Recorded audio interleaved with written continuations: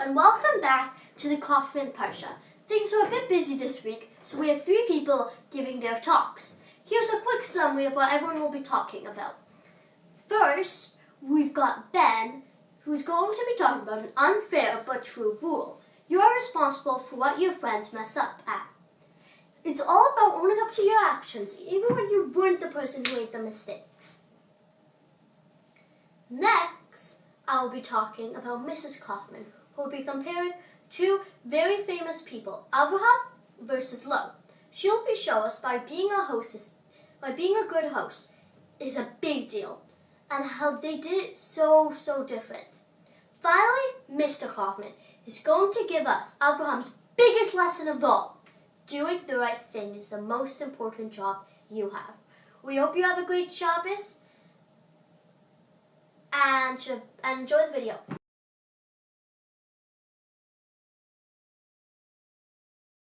Many things happen in this week's Parsha Vayera, and one of the many things that happen is the pledge and the promise Avraham makes to Avimelech. So I'll just quickly read it in English. And it came to pass at the time that Avimelech and Pokiel, captain of his host, spoke to Avraham, saying, God is with thee, and all thou dost. Now therefore swear to me, God, by that thou wilt not deal falsely with me, or with my son, or my son's son. But according to the kindness that I have done to thee, thou shalt do me and the land which thou hast sojourned. And Avraham said, I will serve. And Avraham reprimanded Avimelech because of the well of water which Avimelech's servants had taken from him. So I find there's a few things that are a few good takeaways we can take from this. And one of them is that we see Avraham accepts Avimelech's proposal even though he is accusing Avimelech of taking his wells. Well, I think it's an important thing that even though we might assume that people are doing something wrong to us, we still have to accept the kindness they've done, that kindness that Avimelech let Avraham sojourn in his land and everything.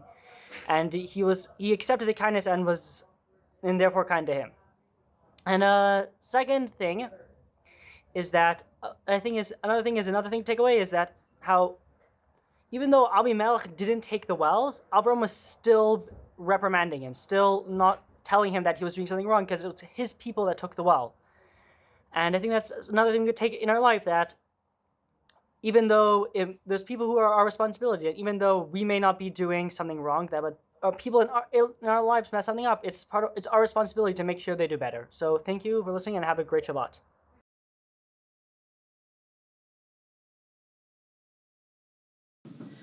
One of the things I truly love about Shabbos meals is having guests. Sometimes they're friends, sometimes they're family, and sometimes they're people you've never had a chance to meet. A Shabbos meal is a time to relax, have fun, and enjoy. It's not really a meal without laughter and singing. This week, Parsha tells us about the great mitzvah of welcoming guests, as Avraham did. In an extraordinary show of dedication, Avraham performs the mitzvah just days after having his circumcision, at an age when it would be difficult to do anything. Yet, when he sees people coming, his first instinct is to welcome them into his tent. He doesn't just entertain, he does it on a grand scale, offering great things and beautiful foods. Unbeknownst to Avraham, his special guests were actually angels sent from Hashem. They came and told him that him and Sarah would have a child within a year. A prophecy that made them both surprised. Sarah even laughed because women at her age did not have children.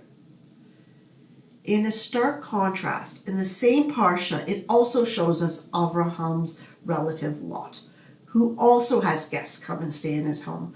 However, Lot does not live in a society that values the importance of guests. He lives in a place called Sodom, where the people are the total opposite of righteous and good.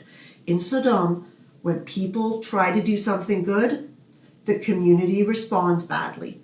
The mobs of the city attack Lot because they have sinister reasons and want to hurt him.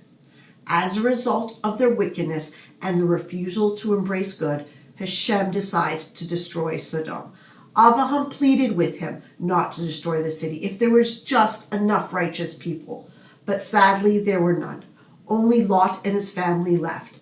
And even then, Lot's wife turned around with a split second of longing for the life that she left behind. Sadly, she too perished. Through the contrasting stories, Avraham and Lot, we learn the immense importance of guests. Avraham, even in his moments of weakness, showed a deep desire to share, care, and honor others. May we all take an inspiration from Avraham and always make time to bring the warmth, laughter, and goodness of welcoming guests into our homes and our lives. Good Shabbos, and thank you.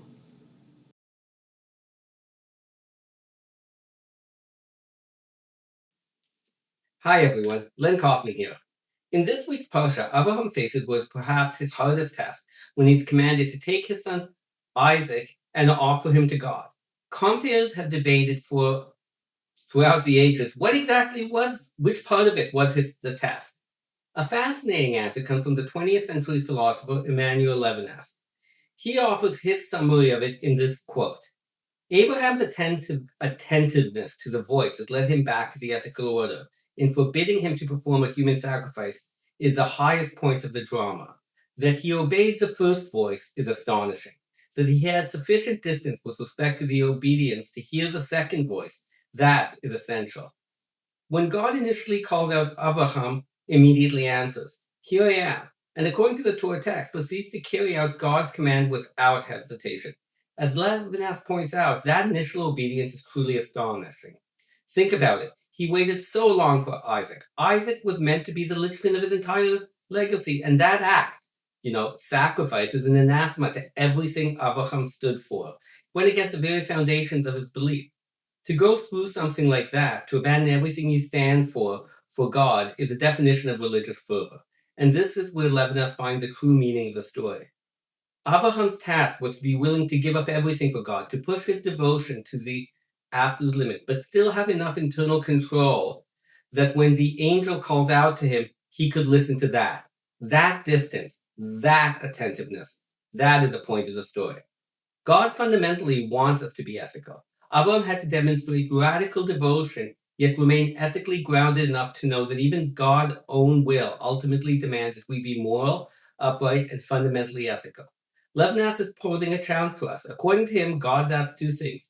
Number one, be willing to sacrifice everything for our relation to God. Number two, be willing to sacrifice even that to remain ethical. Abraham's greatness is that he passed both tests.